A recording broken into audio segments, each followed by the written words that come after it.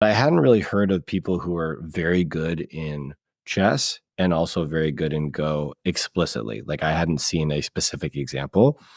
And as maybe some of us do, I sometimes dabble and listen to chess podcasts, even though I don't play chess. I understand and know how it's played, but I don't really play it. But early on, before I started the podcast, I wanted to get a sense for how some of these chess podcasts were working, as I know some of the other content providers in the Go world have done. There is the Perpetual Chess podcast with Ben Johnson, who's a pretty long-running, long-standing person who's done many episodes. And lo and behold, I've listened to some episodes here and there regularly. And in episode 399, all of a sudden he speaks to a chess grandmaster named Tiger Hillarp Persson. In the title, it says he's a 2-time Swedish champion, author, and Go master, which of course piqued my interest. So I said, let me listen to this interview. And really, really cool. He's a grandmaster who is a little bit later stage. I believe he's in his 50s or 60s. He only got into Go relatively recently, I think in the last few years, but he's been a chess player his whole life and he's a grandmaster. So clearly he has incredible analytical ability. And he was talking in the interview about how getting into Go and playing was so refreshing for him because it reminded him of what it was like to be a beginner in something again.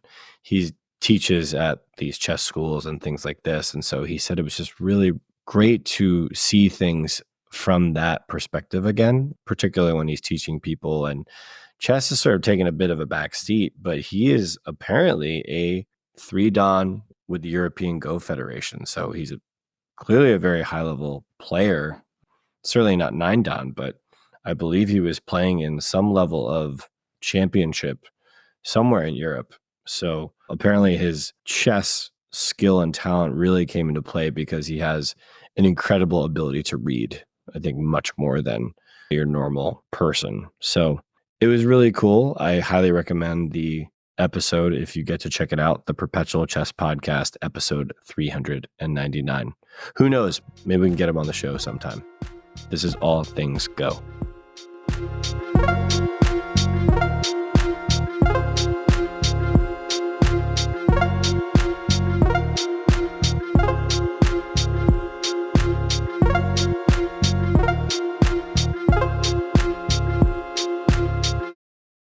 Now we're going to head into our last interview of the season, and this is with two people who are responsible for the creation of one of the big pieces of media we have in the West in English for Go.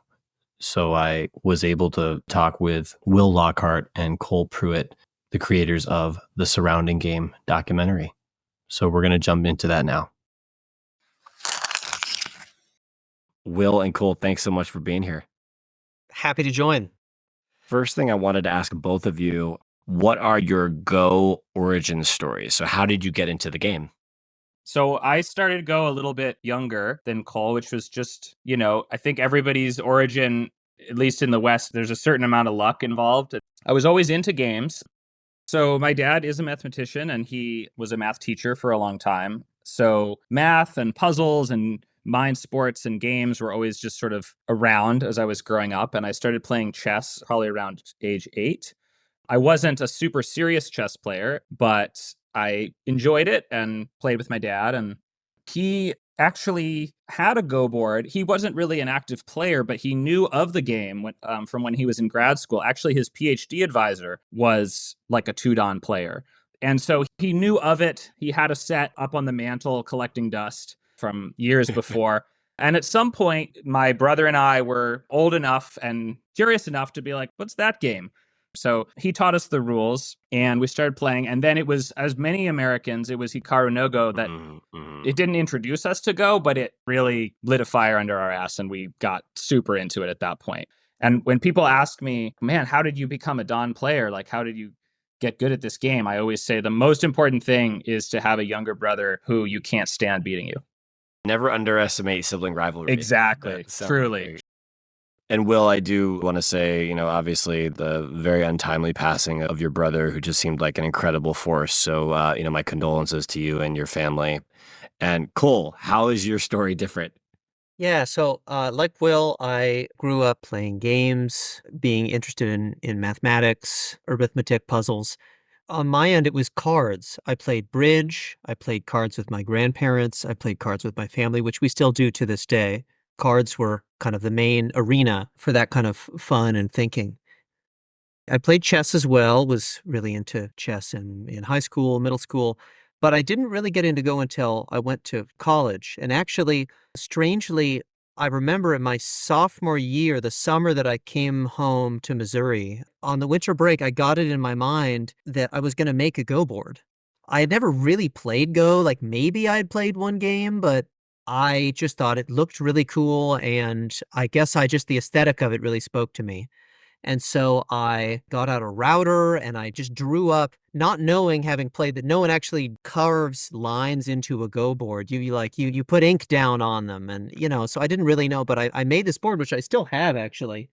I brought it back to school with me, and I found someone, a Chinese student colleague of mine, friend of mine, who was about a one dan, and I was 30. I didn't know anything. We sat down and Mm. played a game, and he patiently played for the whole hour. It was very generous of him to sit and play this game against me.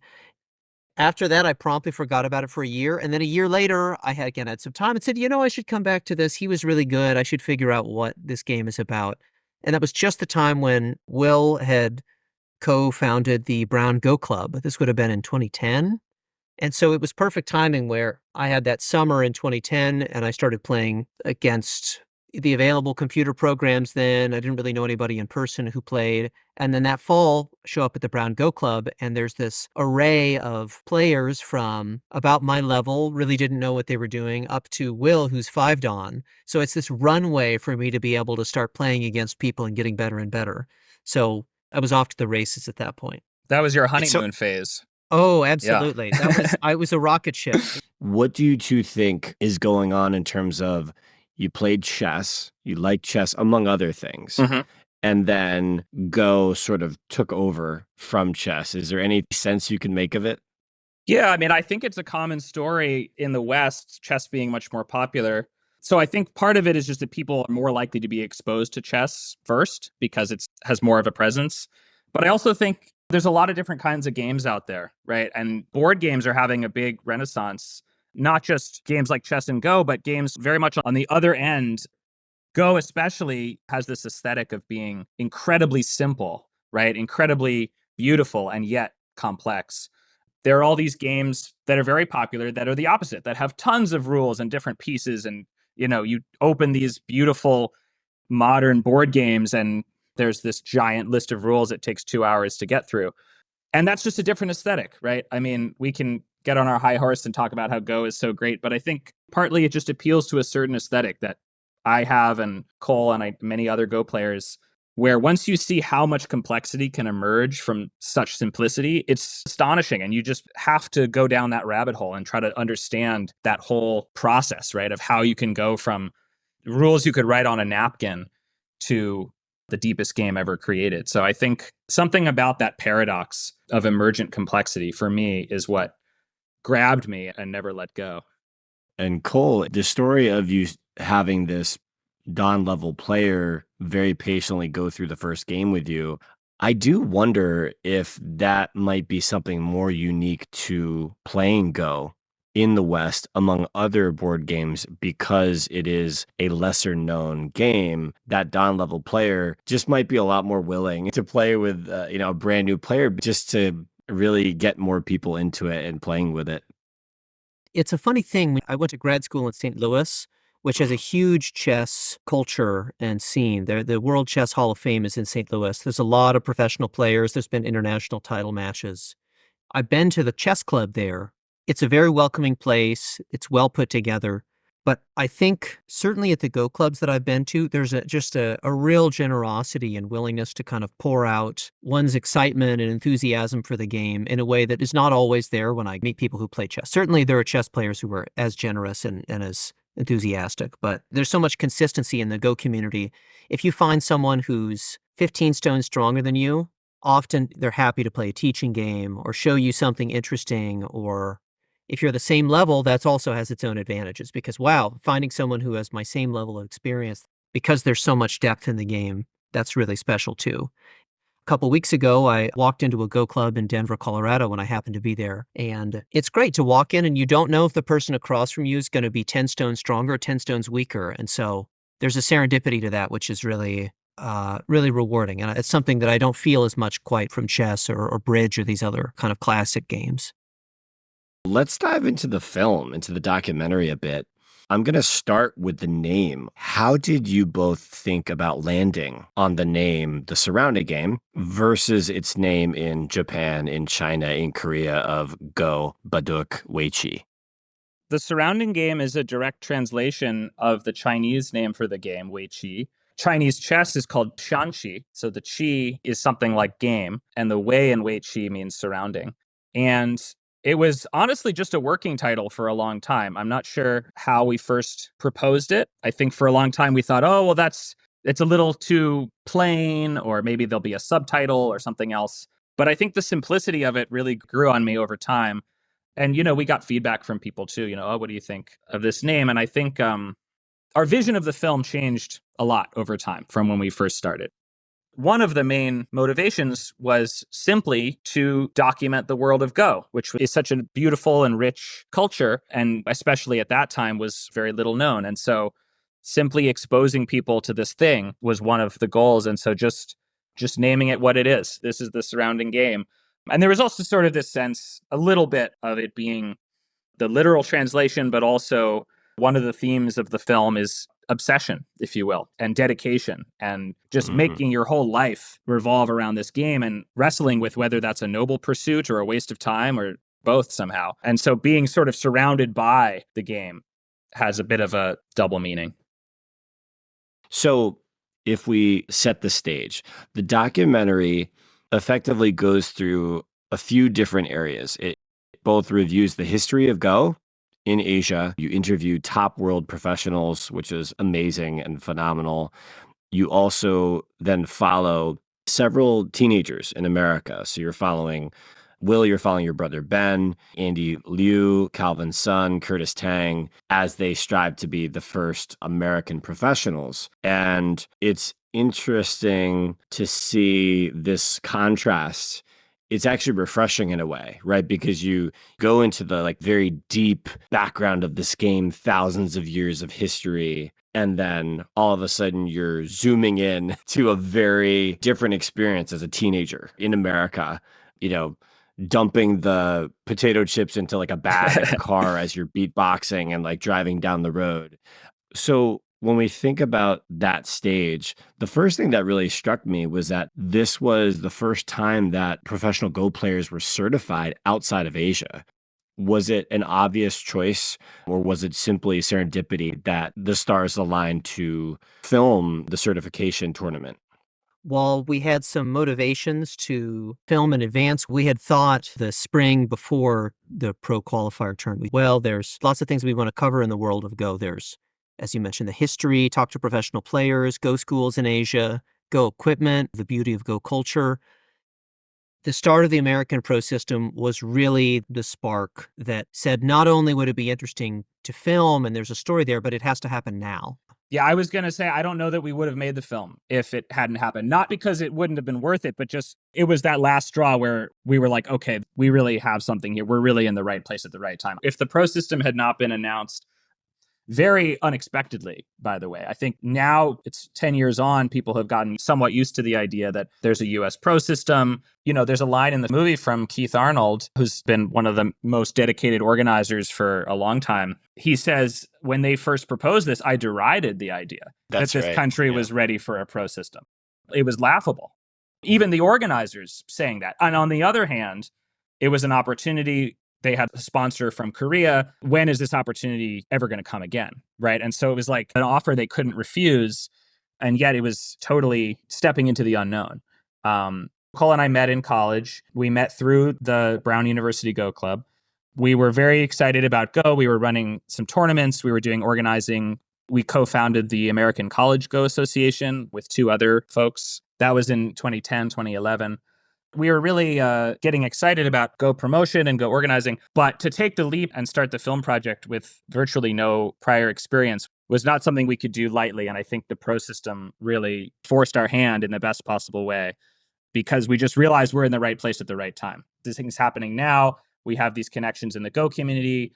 My brother and his best friend are two of the top players who are certain to compete, and we have access to that, so it felt like the stars had aligned. Yeah, I think to some degree, the statement by Keith Arnold in the film and kind of the hesitancy of the organizers, we also felt that too, but about the film. Can we really do this? Can we really pull off filming this and producing this documentary? Well, now's the time. So it's an offer we can't refuse because the pro system's happening. So certainly that motivated me. Do you think this hesitance was also because of other concerns around, do we have the depth to really say somebody can be certified as a professional, or am I barking up the wrong tree? I think for the wider Go community and the organizers, that was certainly a concern.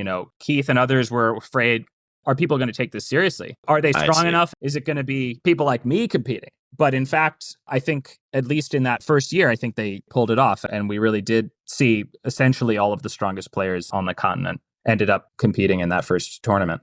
Got it. Yeah, I think Great. the hesitancy came from, is there going to be a groundswell of support also from the community? Is there going to be buy-in from the community behind this? Because it's one thing to have a piece of paper that says, yeah, this is a professional. It's another for there to be kind of as Terry Benson, another longtime Go organizer, would say, kind of the dean of the American Go community, there needs to be a pyramid. You need to have 1 million 25Qs and 100,000 5Qs and 10,000 1. And, you can have professionals at the top of that pyramid, but otherwise it's top heavy. And I know Myungwon Kim, the 9-dan professional, was sort of a critical figure among others. I'm naive to this, so I'm not really aware, but to make that determination, and I'm sure there was a lot of conversations from the Korean Baduk Association to say, hey, we're going to sort of bless this certification process or recognize it, certainly says something. Yeah, I mean, we weren't in the room for those very first negotiations before it was announced. So Myungwon absolutely was the guy who made it happen. So he secured not only agreement from the Korean Baduk Association, but Taijum, the Go server, actually sponsored the first tournament. So he got that sponsorship. And basically, I think this was sort of his vision. He moved to the US to be a Go teacher, which is not an easy thing to do.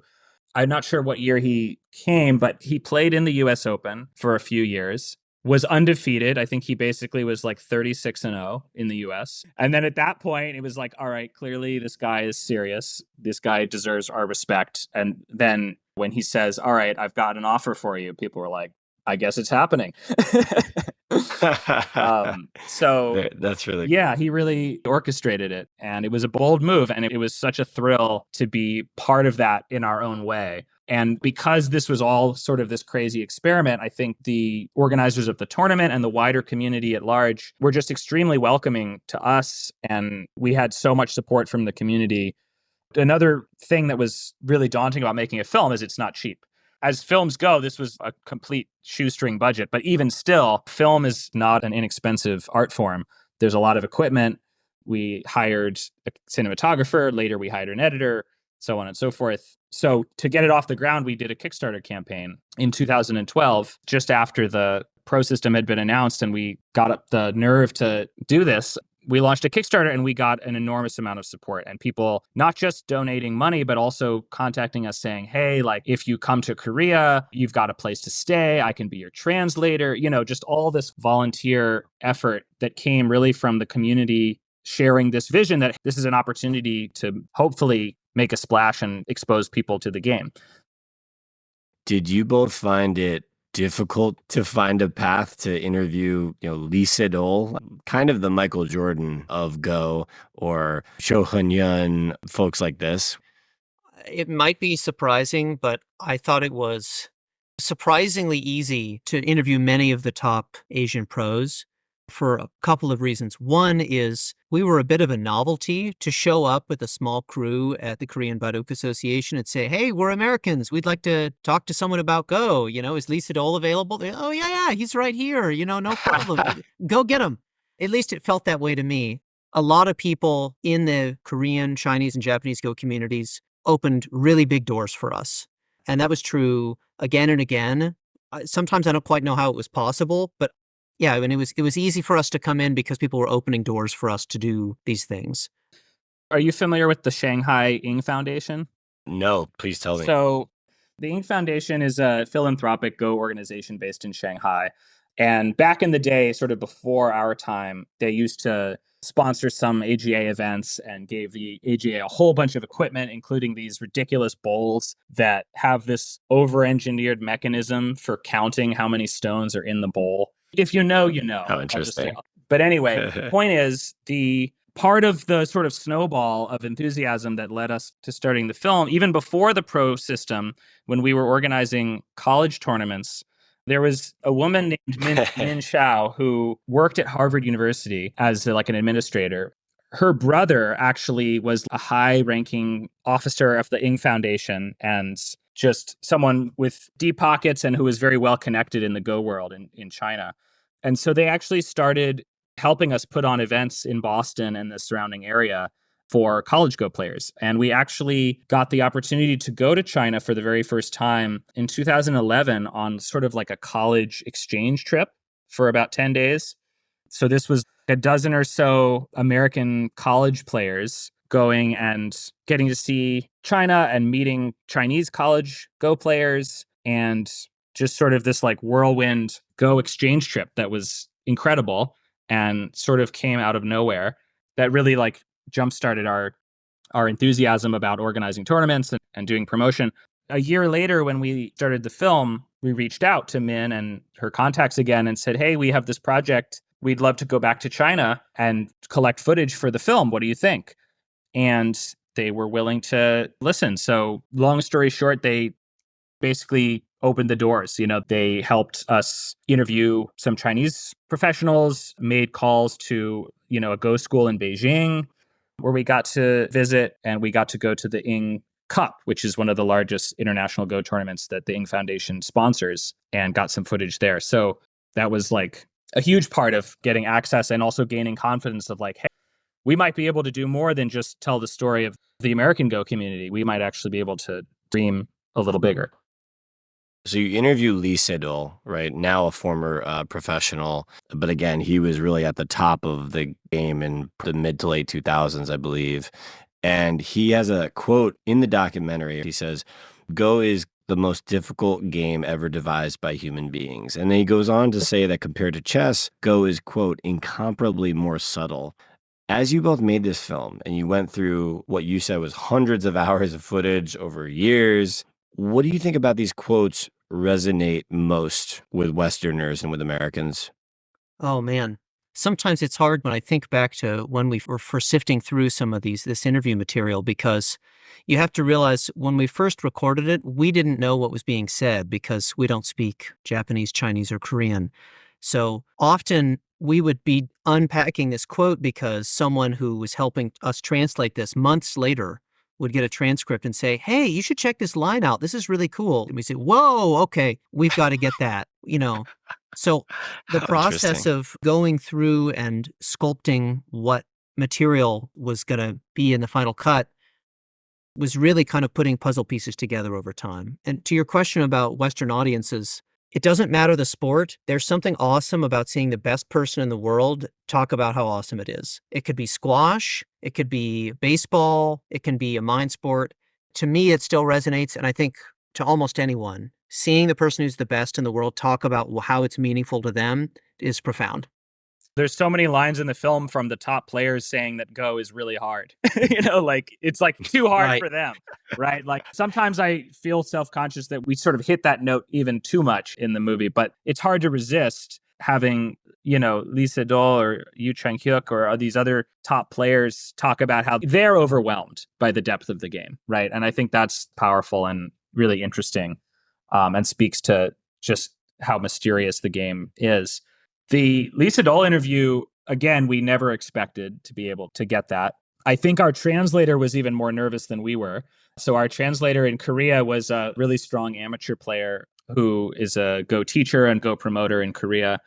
And we were at the association and sort of just filming the playing hall, just kind of looking around and trying to get a sense of what was going on there and what might be interesting. And she saw him there just hanging out. We all saw him and we were like, oh my God, there he is. What do you think? And we sort of were like nudging our translator, and she was like really nervous. And she's like, do you think I can go up to him? We're like, go, you can do it. And she like nervously approached him and asked, and he said, sure, let's meet after lunch. But these interviews, like Cole said, were very strange. First of all, of the many skills that we did not have when we started and hopefully can claim to have built by the end, conducting an interview is a skill. It's not an easy matter. As the host of a podcast, you're probably finding there is an art to asking good questions, when to interrupt. And especially for the documentary, it's a little more formal. So, you don't want to talk over them and then have to worry about, oh, I ruined that moment because I was speaking. And, all these things of making eye contact and nodding, but not saying, and then going back and being like, oh, crap, I like spoke over the important part. So there's a lot to doing an interview, but it was even weirder to try to do an interview in another language because one of us would ask the question, then the translator would repeat the question, in this case in Korean. Then the interviewee, in this case, the top-ranked player in the world, would start pontificating in a language that you don't understand. And you're like trying to like nod as if you understand, you know what I mean? You're like, what do I do with my face and my hands, And then they finally stop speaking.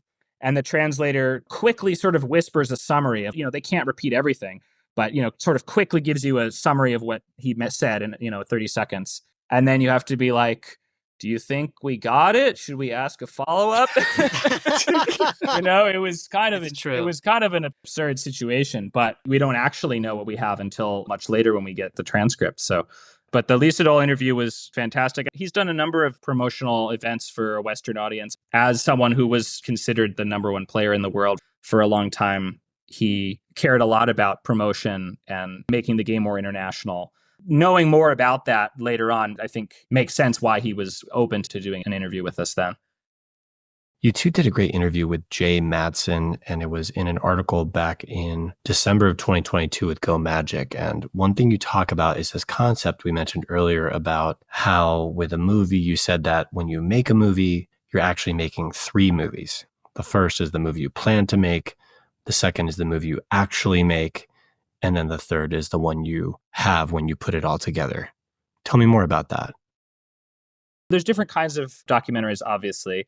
As we were following the tournament, we started to get more interested in character, in not just telling the story of Go, but in really following characters and being interested in, what makes these guys tick and why are they so obsessed and what are their dreams and fears and all this.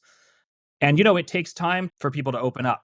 Most people do not want to have a camera thrown in their face and follow their daily lives. On the other hand, people have a story that they want to share. And so it takes time. But I started to feel, as we learned more about these guys, really seeing how they talk about it, it was clear that there was a real tension for all of them about caring so deeply about this thing and finding it so meaningful on the one hand, and then sort of blurring your eyes and being like, it's just a game, right? How could this be a life? You're literally just putting rocks on a piece of wood. It's not a job. You certainly couldn't make money doing that in America before. Is this pro system going to change that? People are skeptical. Who knows? Just this question of what it means. And I think as we were putting the film together and trying to balance the reverent Asia scenes and the wacky American scenes, and I think there was sort of a magic that we sort of started to weave these things together and play around with how to tell these stories in parallel. And I think there was sort of a magic moment of realizing like, oh, this contrast is really interesting, right? Like we can lean into that. We can play up cutting from the reverence of this ancient board or like, this board signed by Go Seigen or everyone's talking in hushed tones and there's things behind panes of glass. And we can smash cut right into the beatboxing scene. You know what I mean? We started to sort of feel the magic. We did test screenings. Our editor felt like this isn't like a problem we have to navigate. This is a strength. It's funny, it's fun, it's interesting. We should lean into the contrast. So that became kind of one of the guideposts of how to edit the film, was to do that back and forth and highlight the difference. It also is part of this paradox of like, it's this deep, meaningful thing on the one hand, and then it's a silly joke and it's a game on the other.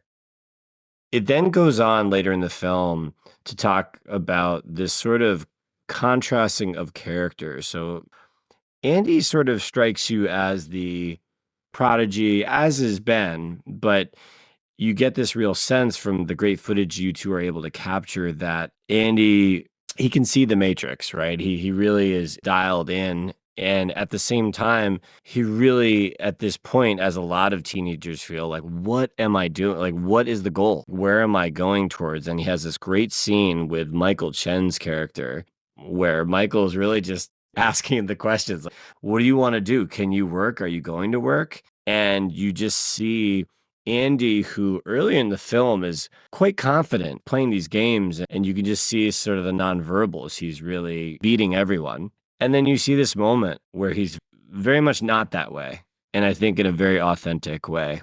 Something that I hope comes through in the film, and eventually I settled on the more footage we looked at and thought through. There's a lot of intimacy and vulnerability that I think many of the characters express through Go that otherwise they might not express in their daily lives with, the joking interactions that form kind of the banter in some of the film. Like in that scene that you mentioned, these are really difficult questions, and it's not clear that Go holds any answers to those questions. In fact, Go may just be a distraction for this. And yet it's also a way of like meeting with another person, something that two people both care very deeply about, and finding community when it can be an isolating time for people as they go out into the world. For me, a lot of these scenes really are charged with emotion, and there's a vulnerability that people are showing by talking about their fears, and that's reflected in how they play and how they view the game as well. What's important to them about the game and what they like about it. This gets back to Will's comment earlier about, is this the most important thing in the world, or is this just a game of putting rocks on a board?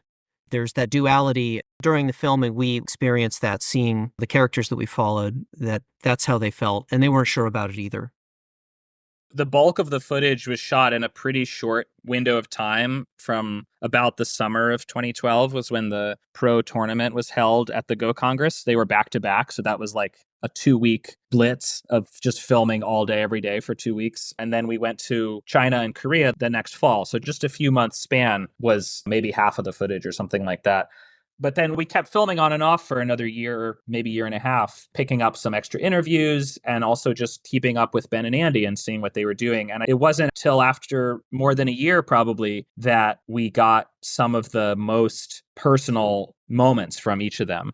I mean, I'd like to think they learned that they could trust us. Some of the interviews with Andy, that scene at the very end, was some of the last things that we shot, actually. And I think in some ways, that was when we realized, I think we have what we need. Yeah. I remember feeling this swelling feeling of like, I think we got it. When we started the film, I was like 22. We were not that much older than these guys either. I had just finished college, wasn't sure what I wanted to do next. I was wrestling with some of these same questions. I just personally connected with that a lot. I got ambitious. I wanted to make a film that wasn't just the Go movie, but was also a piece of art that was about my experience or these characters' experience or some of these more existential questions. That's what it became in the process. It's a strange process. You have a unique perspective because of your brother. You got some very intimate moments with him where he's talking about playing all night with Andy, getting fast food, skipping school. He talks about, quote, you develop too much of a relationship with something, especially if you don't suck at it, it becomes impossible to pull away. When you think about your brother, if I may ask, the path, the arc of his life, the unexpected turns from the medical side, do you find that his obsession really led to a place of belonging and fulfillment for him, or was it a stepping stone to something else? I'll never know exactly how he felt about it, I suppose. Just to be clear for the audience who may not know. So the film was released in 2017, 2018, but a few years after we were done filming, Ben contracted a rare form of cancer, and he actually passed away at the end of 2019. And it was just totally shocking and tragic. Given that that happened, it almost validates his determination to live the life that he wanted, to not go to college, to not do what people around him were telling him he should do, and to live his values, which was like, he wanted to see this thing to the end and see what he could do. It's tragic to think what his life could have been if he was still alive. But on the other hand, for someone who lived to the age of 26, he lived like an incredibly full life. I really mean that. He lived in Europe for a year and studied Go in Hungary. He lived in Korea for a couple years. He knew everybody in the international Go community. He gave it his all. So it's like, what more can you ask? Could one of you talk through at a high level who Go Seigen is and how you were able to meet him and how you were able to film him? So Go Seigen was a Japanese certified professional, originally of Chinese heritage, moved to Japan at the start of the 20th century, and was widely regarded as one of the best Go players to have ever lived. As James Davies says in the film, reflecting back on Go Seigen's life, he changed the flow of the game. His new ideas about the opening and his new style of play in the first half of the 20th century were really a watershed for the game. He was widely regarded as the best player in the world for a long time. So a Go saint, and also very long-lived to the age of 100. When we traveled in 2013 to film in Japan, we knew we had to film in Japan to really capture the three worlds of Go in East Asia. We were in contact with Michael Redman, an American-born, Japanese certified professional living in Japan, 9-dan professional, who had contacts with Go Seigen and Go Seigen's family. And Michael prompted us out of the blue, while you're here, do you want to try to meet Go Seigen? I mean, that was a shock, certainly to me. And Michael facilitated us being able to find a time to go meet with him. And we didn't quite know what to expect in advance because we didn't know the state of his health.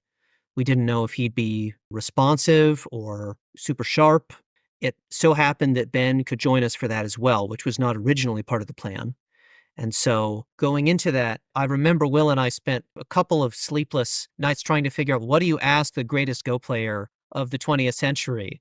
And we were just giddy. I mean, this is, again, like Cole said, one of those things where we never, in our wildest dreams, we had a few contacts in Japan. We had gotten in touch with James Davies, Michael Redman, Tom Urasoe from the Nihon Kien, but we never would have dreamed of Go Seigen. And then Michael Redman, just in an email, we're having an email exchange about when are we coming and where should we meet and stuff. And he just throws it like just casually, like, oh yeah, what about Go Seigen? You should probably get him in there too, right? It was like one of the most nerve-wracking moments of the whole film saga was refreshing our email, every 5 seconds to see, like, because he's like, oh, I'll make some calls. I can't promise, and we're like, oh my God, is it going to happen? So Ben and his girlfriend at the time, they were living in Korea, in Seoul, and they hopped over to Tokyo and met us for a few days. Not originally just for that. I think we had planned to do that before we ever found out about the Go Seigen trip. He was just going to come along and, we were going to do another interview with Ben, check in on how his life in Korea is going. So, he wanted to take a trip to Japan and be on vacation for a few days and just come with us to see the Nihon Kien and so forth. It wasn't until much later that we realized how, following Ben through the story, we could really frame the Go Seigen interview as following Ben to meet Go Seigen rather than just getting to interview Go Seigen. And we're so lucky that it worked out that way, because to me, that's the climax of the movie and is like the meeting of the young person searching for answers, meeting the wise old sage. And we're so lucky that it worked out that way. This is a little bit like, let's say you're Christian and somebody's like, hey, you might be able to meet Jesus Christ. I mean, that's literally what it is. You go there and you can see Ben's face as this is all happening. He's just like, he looks like he's in nirvana. It's an incredibly powerful part of the film that I think is just so enjoyable. Just as Will mentioned, that there's kind of this contrast between a very brash American teenage energy and a more, 1,000 years of Asian history and Go that appears really in that scene, in that it begins with a birthday party, which we didn't expect at first, but that was the occasion. And so singing happy birthday in English in front of a strawberry cake to, in this case, Jesus Christ, Go. Yeah, it's a surreal thing. And I think that really encapsulates a lot of what drove us about the cultural kind of overlap. That was a little microcosm of that. It was so surreal, though. So surreal. So weird. At first he was not very lucid when he first, his caretaker sort of wheels him out into the living room. You can't always tell. And especially with him not speaking English, but he seems a little bit foggy, not that responsive. But the amazing thing was then when they put him in front of the Go board and started reviewing some of his old games, and he lit up. You could really see it's sort of like they talk about with people who, used to play piano or have this relationship with some art form or an instrument or something. The brain will kind of re-engage. There's sort of this rush of memories and it kind of gets them more awake and more alive when they're in that familiar setting, And you could totally see that. I think it comes through in the scene to some extent, but in person, it was even more dramatic and more obvious the way he sort of came to in front of the Go board, which is just very moving. This is a man who used to sit in front of a board for overnight, like literally just sit there looking and figuring out a million different moves, right? So there is this incredible level of physicality to it, all the way to being 99 years old. That's incredible. Okay, I would love to do a little lightning round. Give me the highest moment and the lowest moment of the project. That's a good question. There were so many high moments. I'd say one which maybe is surprising, but early on in the project, those first couple months when things were just getting off the ground was just some of the most exhilarating times of my life. All the energy is behind you and all the possibilities are in front of you. And it's like the Pro system just launched and we just hired a cameraman and we're flying out to LA for the Coatsen Open, which was the first qualifier for the US Pro system. We have this ragtag team that we just threw together. We're here. There's the first qualifier. We meet Curtis Tang. We're following him. There's all this energy. And then Myungwon says, oh, by the way, Cho Hyun is here. He's ready for his interview. And so he was actually one of the first pros we ever interviewed. And that was like the moment when it was like, wow, we're on cloud nine. Like, this is crazy. We're really doing this. You know what I mean? For low points, I'll give you sort of a joke answer and a real answer. So the joke answer is when we were in the middle of Western China and our cinematographer got food poisoning and was vomiting for 3 days in like a disgusting hotel room in the middle of nowhere. Luckily, we didn't have anything super important. Somehow he managed to find the least bad time to get food poisoning and be deathly ill. But it got to a point where we were starting to worry, like, is this something where we're going to have to like take him to the hospital or something? We don't know anyone. We barely know where we are. Luckily, it passed and he was fine. But that was a rough one. And then the real low point, I think, was just somewhere in the endless stretch of the editing process. I don't really have like a specific rock bottom moment exactly, but it was so arduous. And there were just so many times when it's like, it's just not working yet. You know what I mean? You're trying everything. You're trying to put things together. We're over budget. We're behind schedule. And editing was just really, really hard. There were times when we just felt stuck and we were running out of money. And, doubt was creeping in about, are we going to be able to finish this? I'll give you a very quick high point. In our Lee Sedol interview, there were a few folks outside the room at the Korean Baduk Association who were just chatting, adding a little bit of noise to the background, kind of interfering with the interview. I ran out of the room to try to, again, I don't speak Korean, but to try to address the situation. Cho Hyun, who we had interviewed a few months before at the Coatsen Open, saw us, recognized us, and said, I got you, and told the guys, hey, quiet down. They're interviewing Lee Sedol in there. Gave us a thumbs up. It was like, all right, when Cho Hyun is running point for you, you can't go wrong. That was a high point. One low point, which I'll admit now for the first time, in our interview with the Black Mountain Go Congress and getting set up, at one point I was setting up Colin, our cinematographer's camera on a tripod, and I like dropped it or like dinged it or something, and I was so mortified. I was going to like break a lens, like $10,000, like completely screw everything up. It was totally fine, but I almost wet my pants. It was a terrible feeling. If you could do the project over again and you had the chance to change one thing, what would it be? I watched the film for the first time in a long time. I hadn't seen it since Ben died. I hadn't seen it just in a long time. And it was really nice. It was nice to see it again with more distance, with less baggage, with less hanging over me about all the little decisions we made and all the, things I might regret or might not. So I was really happy with it, seeing it again. But I would say the thing that sort of like haunted me the most in general about how the film turned out was just being unsure if the tone becomes sort of too serious too soon. We touch on these sort of existential questions and ideas, and they use music and all these techniques to sort of emphasize that. I always want to make sure that people get the feeling that in addition to all of that and the intense competition and the obsession and the agony of losing and all this stuff, that Ben and Andy just loved Go. They loved to play Go. They would laugh.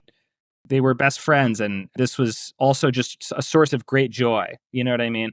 And is a source of great joy for millions of people. Anytime there was a piece of feedback that was of the effect that like, wow, it was more serious than I expected or more heavy, that always sort of made me self-conscious about that issue. And I'm not saying I regret it, but it was just something that always was something I worried about a lot. It was like, are we striking that balance right of like the seriousness of competition and the sort of existential dread and these questions about mortality and what are you going to do with your life and all this stuff? Is that balanced enough with just this game is so fun and it's so beautiful and you guys should play it? I want it to be a movie that people watch and then like want to go play and are not just like, Jesus Christ, that's horrible. It's so intense. You know? I want it to be also like inspiring and have a levity to it too. I think we spent maybe a little too much time on the nuts and bolts of Go. You know, how does Co work? Exactly how does the scoring or the ranking work? That stuff is important to give people a sense of the world. But I want more crazy Go. I want more people having fun at the Go Congress. I want more people having fun in Asia playing Go. I want more of that energy that Will talks about. And I think people can go and learn exactly what the Co rule means or what is this, an amateur six dan. I think we were really proud at the time of getting those elements right. We felt like people picked it up. But like Will says, I want people to have fun watching and then have fun playing. Cole, Will, this has been really a wonderful experience. So thank you both for coming on. Absolutely. Thanks for hosting. Had a great time.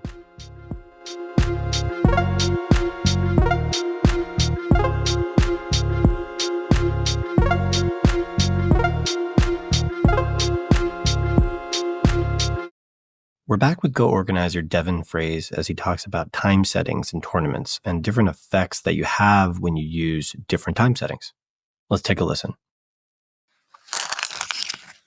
The next question in the tournament setting is you're trying to make it as fun as possible. How do you think about time settings? I know that the AGA has come out and said, hey, we're going to try to do the Fisher time setting more where you start with a small amount of main time and every time you play a move, some seconds are added. But then I see for like some of the more serious tournaments, like the pro qualifier, that they did not use that. They did the Byoyomi where you have a big main time and then you have those resetting shorter periods. How do you think about that? Yeah, well, I'll disclose my bias here. I was one of the main proponents of the AGA pushing for a Fisher, but of course, Secret's out. Secret's out. Secret's out. This is something that they chose on their own, but it's something that I'd already started to transition to before, and it's something we see in professional tournaments more now, actually. Even in Japan, Korea, China, if you watch Baduk TV, they're using Fisher. If you go to any European tournaments, they're all using Fisher. And the benefits are clear on multiple fronts. One of them is Fisher time setting is much more predictable in regards to the length of a game, which from an organizer's perspective is huge. If you imagine, again, you're not doing arena-style tournament, you're doing a round-based tournament, which is perfectly fine, and I run those, and they're great. Then the round-based tournaments, if one person's game is dragging on, the whole tournament stops, and we're all watching, we're all waiting, and it's going to cause all sorts of issues with people feeling rushed and pairing and stuff like that. So Byoyomi, problem is you could spend your whole main time playing 10 moves, and then you could spend the next 200 moves in 30-second Byoyomi, where you wait 29 seconds and then play your move, and that will stretch a very, very long time. Of course, that's a horrible example where it just goes egregiously long, but the reality is, some of those do go very long. Now, when I switched to Fisher, I ran a tournament in New York. They were very kind and they invited me to run a tournament for the Gotham Go group. And some of the strong players were like mad at me. They're like, hey, listen, Byoyomi's fine. Like, why are you doing this? Like, what do you want to do? Like, I sat down, I showed them a math. I created a physical chart. This chart allows people to accurately predict. I said, here's the chart, here's the math. It's based on like 2 million OGS games. I can, with high confidence, tell you that this tournament will have exactly about 2-hour rounds if we use these time settings. And he's like, there's no way. Like, it's not going to happen. That exact player literally was the last one done playing every single time, every single round. And it took exactly plus or minus 3 minutes. I timed this just to prove to him. And, he was kind of like, okay, fine.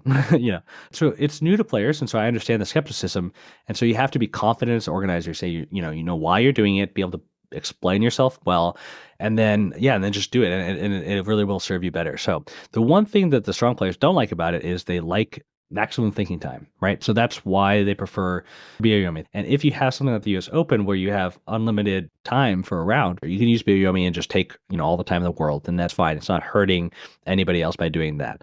The reason why they were doing it in the Congress now, the US Go Congress, is because we're trying to normalize Fisher and get into people's minds. This is something we should recommend using as a standard. Yeah, so I think Fisher is fun. One thing I'll say too, for reasons to like Fisher as a player, imagine trying to read out a sequence. Well, you can't read it all the way out, but you don't want to play your Byoyomi move immediately. You want to spend as much time as you can thinking about it. Right. But Fisher, what's nice is, let's say you get 20 seconds per move. Well, you just quickly play out the moves that are obvious. You just gained, a minute or 2 minutes.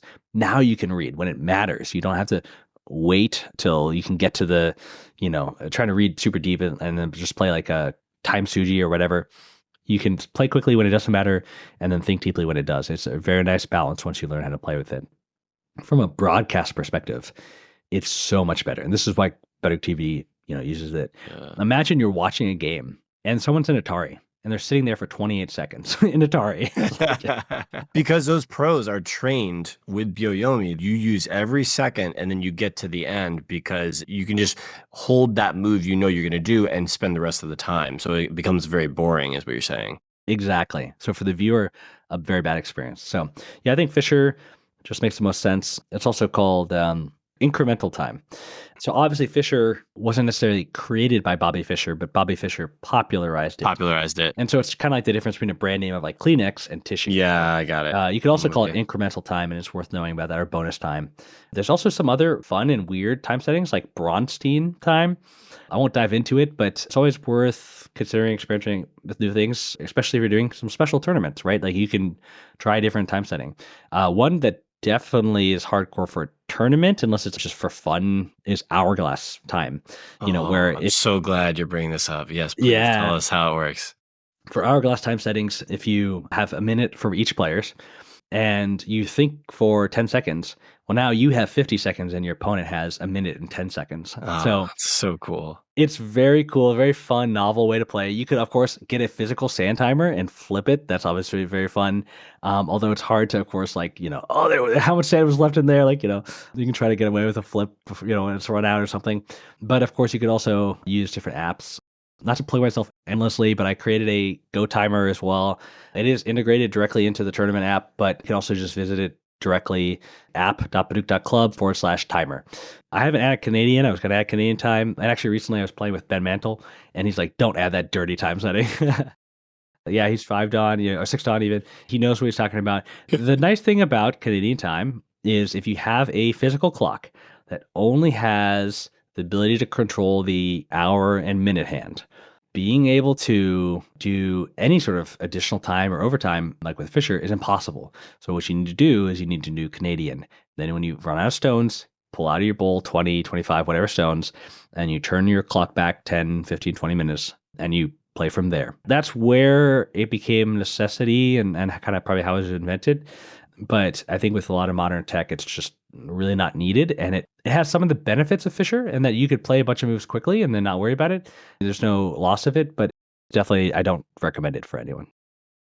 2 last things I wanted to get your thoughts on. One is, it's anecdotal, but it sounded like as Fisher time was being adopted in like the Korean professional system and stuff like this, I felt like all of a sudden online, I was starting to see everybody say, hey, check out this pro accidentally timing out because they're not hitting like the button correctly and things like this. Now that could be completely false and like it hasn't been happening, but have you seen people struggling with the actual physicality of doing it versus the Byoyomi? Luckily, the physicality for certain clocks, or most clocks, are not a problem. Most people know how to hit the clock.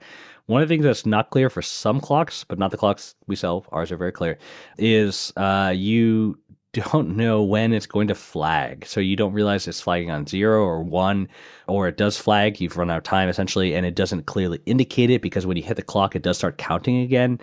And that's very confusing for players. So it's something to watch out for. If you're looking to buy a clock, you don't have to buy ours. You can buy anywhere, but you want to be careful that it's not going to be confusing to players after the time flags.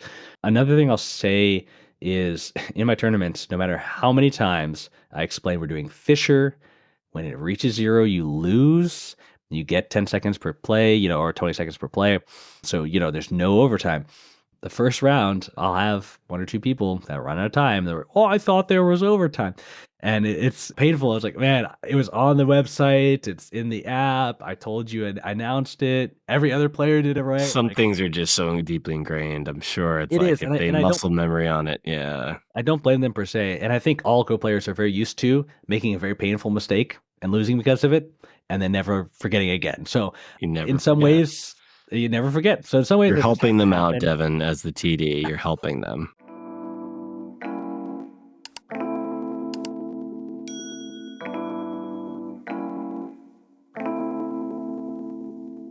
It's time for season 2 takeaways. I can't believe we've gotten to the end of the season.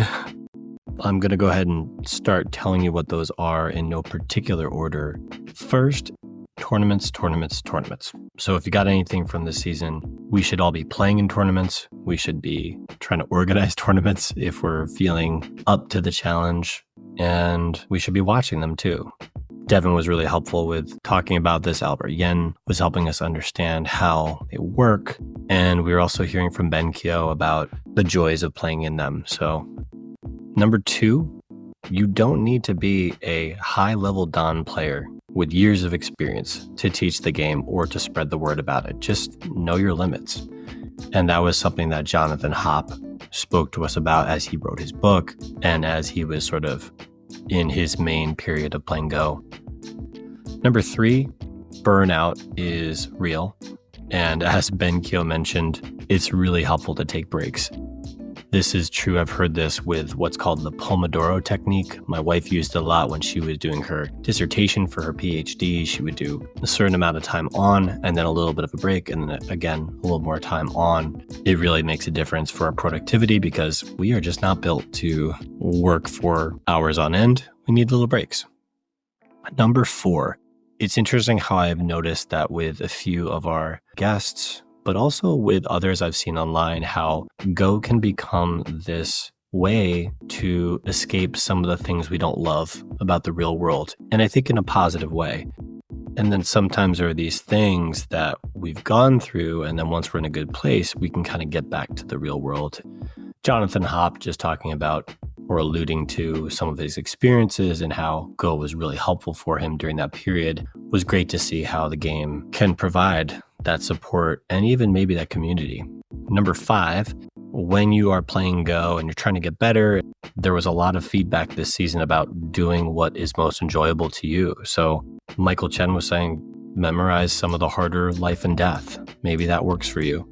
You had the opposite with former Korean professional Ha-Jin Lee, who loves life and death. Like, that is her jam. So even though Michael Chen hates it, she loves it. And then Ben Kyo is really into Joseki because he thinks that that really helps you learn about how things work in the corners.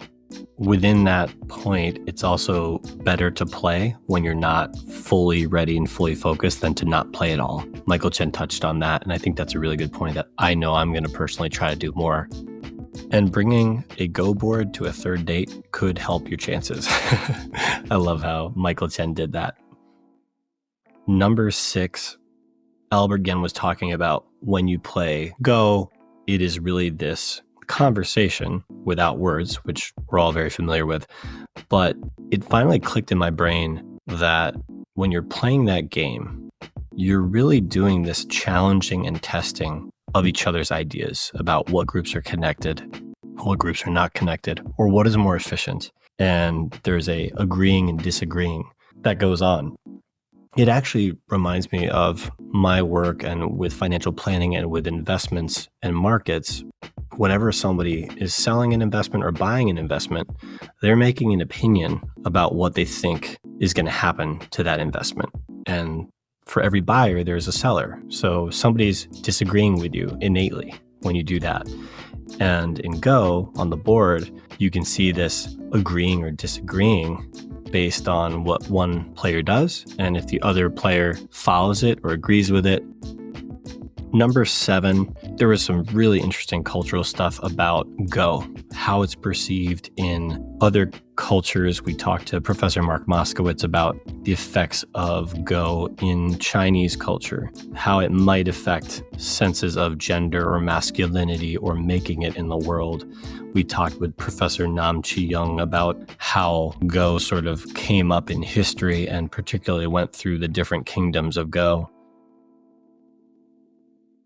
The last thing I want to say about the season is I was going through and editing all of these episodes, and I'm in my kitchen. I have my headphones on. My wife is away or in the other room or something, and I'm just taking dishes out of the dishwasher. I'm cleaning the counter, all these sorts of things, and I'm listening to one of my edits. And there was a moment where it felt so, a light bulb went off, and I was like, wow, this is exactly what I wanted. This is the kind of content I want to be able to listen to while I'm doing these things. And it's not so in depth that I need to stop what I'm doing, but it's also interesting enough and you get to learn about the Go world. So that was just a really satisfying moment for me and the reason why I do this to begin with. So I hope some of you felt some small piece of that as well when you are going through your day and you're listening to this. Thank you so much for your time. Thanks for listening, and talk to you next time.